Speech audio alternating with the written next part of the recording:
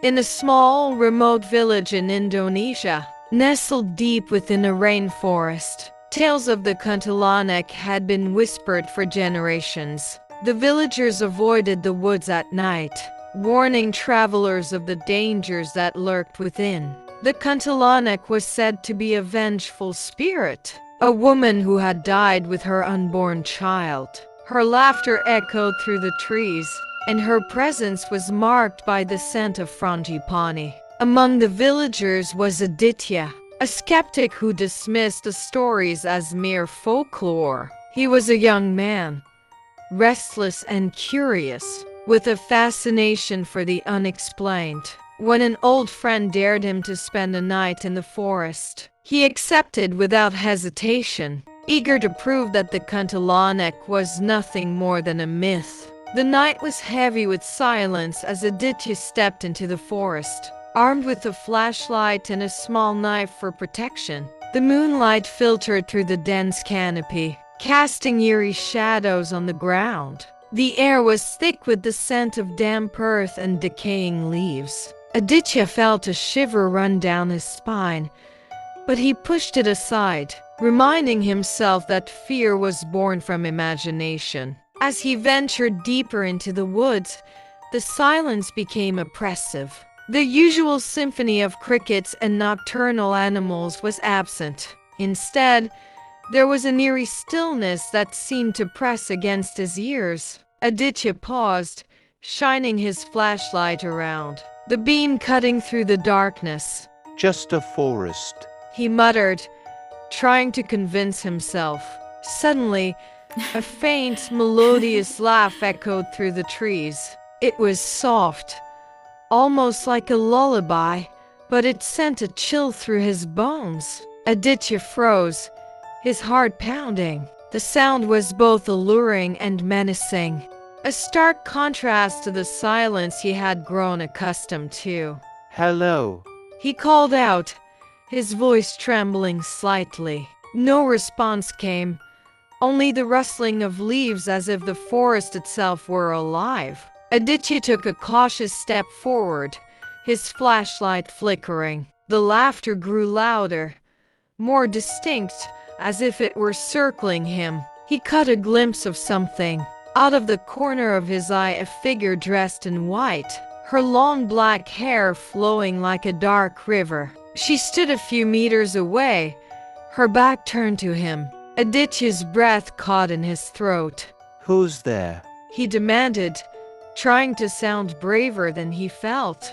The figure didn't move. Aditya's flashlight flickered again, and when it steadied, she was gone. He spun around, his pulse racing. The air felt colder, and the scent of frangipani was suddenly overwhelming. Aditya knew the stories. He had mocked them, but now, standing in the heart of the forest, he felt the weight of every warning the villagers had ever given him. He began to walk faster, then broke into a run, the laughter following him, growing louder and more manic.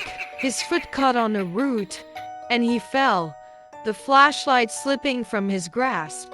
Darkness enveloped him as the device rolled out of reach. The laughter stopped abruptly, replaced by an oppressive silence. Aditya scrambled to his feet, his eyes scanning the shadows. Then she appeared. The Kuntilanak stood before him, her face pale and gaunt, her eyes hollow yet burning with an unearthly light. Her lips curled into a smile that was both beautiful and terrifying.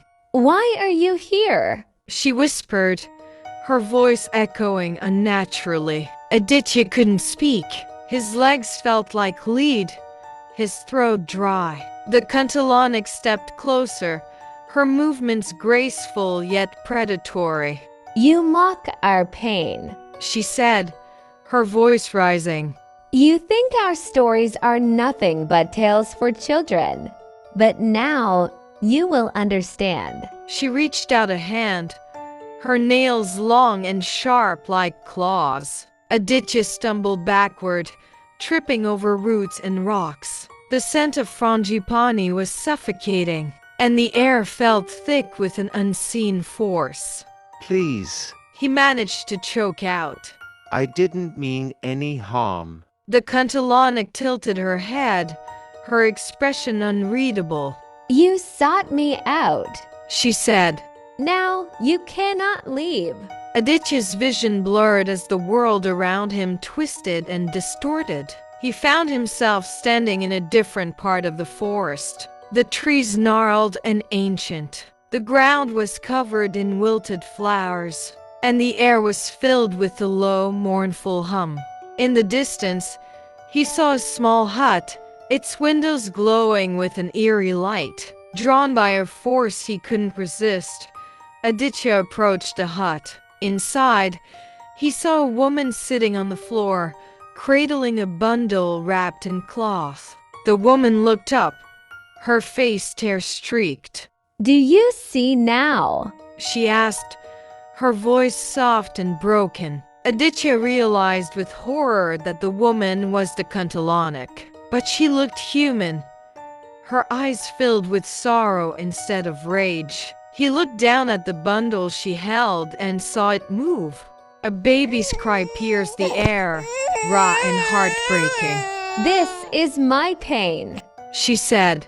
This is what binds me to this world. Aditya felt tears streaming down his face. He couldn't explain why, but the weight of her grief was crushing. He wanted to speak, to comfort her, but no words came. The woman began to hum a lullaby, her voice trembling. As she did, the world around them began to fade. The forest returned, the darkness lifting slightly. Aditya found himself lying on the forest floor, the scent of frangipani lingering in the air. He stumbled back to the village at dawn, his face pale and his body trembling. The villagers gathered around him, their eyes wide with fear and curiosity.